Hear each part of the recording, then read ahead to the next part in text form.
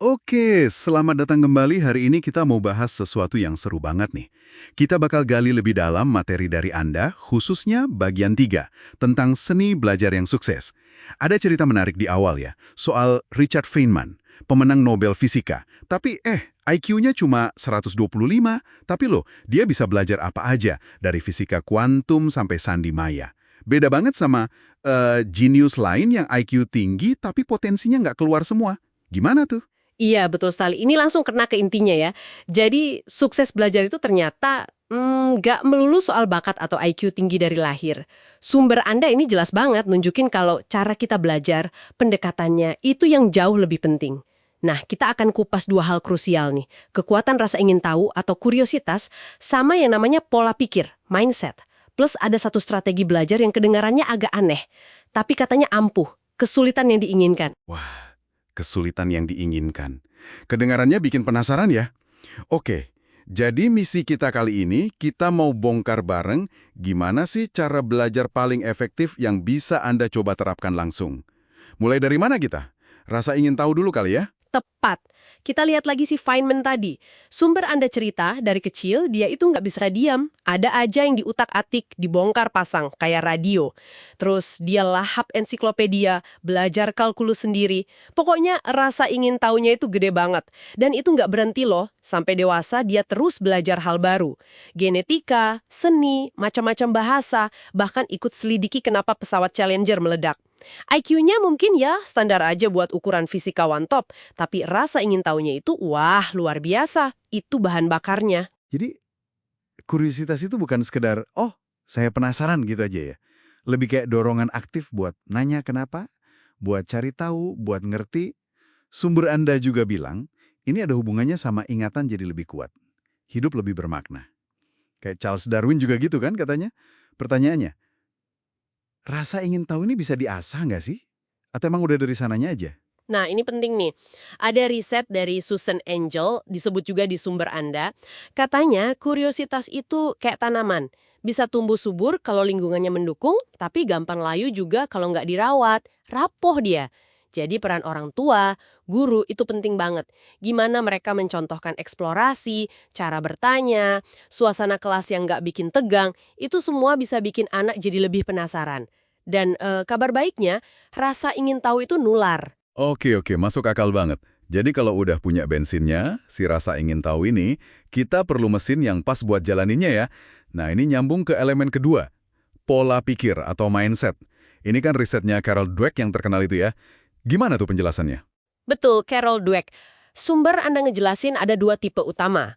Pertama, namanya fixed mindset, pola pikir tetap.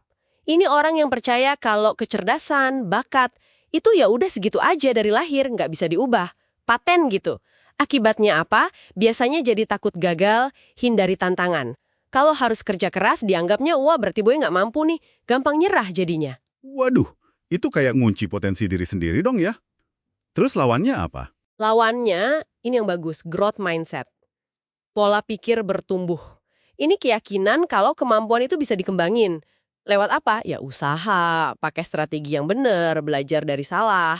Orang dengan mindset ini malah suka tantangan, dianggap peluang buat berkembang. Kalau gagal, ya nggak apa-apa, itu pelajaran. Bangkit lagi. Ini bikin orang jadi lebih gigih, tangguh, dan satu lagi yang penting, rendah hati secara intelektual. Rendah hati intelektual. Itu gimana maksudnya? Kita nggak tahu segalanya. Terbuka buat belajar dari orang lain, dari kesalahan kita sendiri. Nggak gengsi gitu loh. Dan ini bukan cuma teori bagus aja, udah kebukti kalau growth mindset ini bantu banget buat sukses di sekolah, apalagi buat siswa yang mungkin awalnya kurang beruntung. Kita lihat Feynman lagi deh, waktu pidato Nobel, dia jujur cerita soal perjuangannya, nemu jalan buntu, ide-ide yang salah, bukan pamer hebatnya doang. Makanya nggak heran kalau perusahaan kayak Google sekarang nyari banget orang yang punya growth mindset kayak gini. Menarik banget ya, gimana cara kita mikir itu bisa jadi kunci pembuka atau malah jadi gembok potensi kita. Nah ini nih, bagian yang dari tadi bikin saya, paling penasaran dari sumber Anda. Konsep kesulitan yang diinginkan. Desirable difficulties. Agak aneh ya, kok kesulitan malah dibilang bagus buat belajar? Bukannya kita maunya belajar tuh gampang, lancar jaya gitu? Nah, itu dia paradoksnya. Jadi, riset dari Bjork dan Stigler yang dijelasin di sumber Anda, itu nunjukin kalau proses belajar yang rasanya lebih susah, yang butuh usaha lebih, seringkali malah menghasilkan pemahaman dan ingatan jangka panjang yang lebih kuat. Bener-bener lawan intuisi kita kan? Kenapa bisa gitu? Ya karena kesulitan itu maksa otak kita kerja lebih aktif buat ngolah info. Nggak cuma terima pasif aja. Perjuangannya itu yang bikin nempel di otak. Kalau di Jepang katanya ada budaya siswa dibiarin berantem dulu sama soal, nggak langsung dikasih tahu jawabannya. Ada juga istilah Mandarinnya, ciku, artinya makan pahit. Makan pahit ya? Demi belajar lebih nempel. Oke, oke. Terus strategi konkretnya gimana tuh biar kita bisa makan pahit yang pas? Sumber Anda nyebutin beberapa teknik nih. Misalnya, spacing, belajar berjeda. Jadi sesi belajar disebar dalam beberapa waktu, jangan maraton semalam suntuk. Itu lebih nempel. Terus ada interleaving, mencampur topik pas latihan. Jadi jangan ngerjain soal matematika bab 1 semua, baru bab 2. Mending dicampur-campur. Bikin otak kerja lebih keras dikit. Tapi yang paling unik mungkin ini, productive failure, kegagalan yang produktif. Kegagalan produktif? Gimana ceritanya gagal bisa produktif? Gini, coba Anda kerjain soal atau pecahin masalah sebelum materinya diajarin. Kemungkinan besar salah kan? Nah, tapi proses mikir dan salahnya itu produktif. Karena pas nanti dijelasin jawaban yang benar, otak Anda tuh udah panas, udah nyari-nyari. Jadi lebih siap nyerap ilmunya. Jauh lebih nempel. Intinya semua ini biar kita nggak kejebak sama yang namanya kelancaran menipu. Materi yang kayaknya gampang banget masuk, ternyata gampang juga keluarnya. Cepet lupa. Iya ya, bener juga ya. Kadang kalau terlalu gampang malah nggak berkesan. Betul, implikasinya ini bisa luas loh. Sumber Anda bilang sistem pendidikan yang mungkin terlalu fokus bikin semuanya gampang, itu ada risikonya. Bisa jadi malah bikin tumpul kemampuan kita buat mikir kritis, fleksibel, lihat masalah dari banyak sisi. Padahal itu penting banget di dunia nyata. Makanya ada contoh kayak Intellectual Virtues Academy di California. Mereka coba masukin prinsip kayak kuriositas, rendah hati ini ke cara ngajarnya. Oke, jadi kalau kita rangkum nih ya, hasil penelusuran kita dari sumber Anda ini, jalan buat jadi pembelajar yang sukses itu, kompleks juga ya. Bukan cuma modal IQ, tapi perpaduan dari 1. Rasa ingin tahu yang nggak ada matinya. 2. Punya growth mindset. Pola pikir yang bikin kita tangguh, nggak takut salah, dan mau terus belajar. Dan ketiga, ini yang unik, berani makan pahit sedikit. Menghadapi tantangan atau kesulitan yang sengaja dibuat-buat ngasah pemahaman lebih dalam.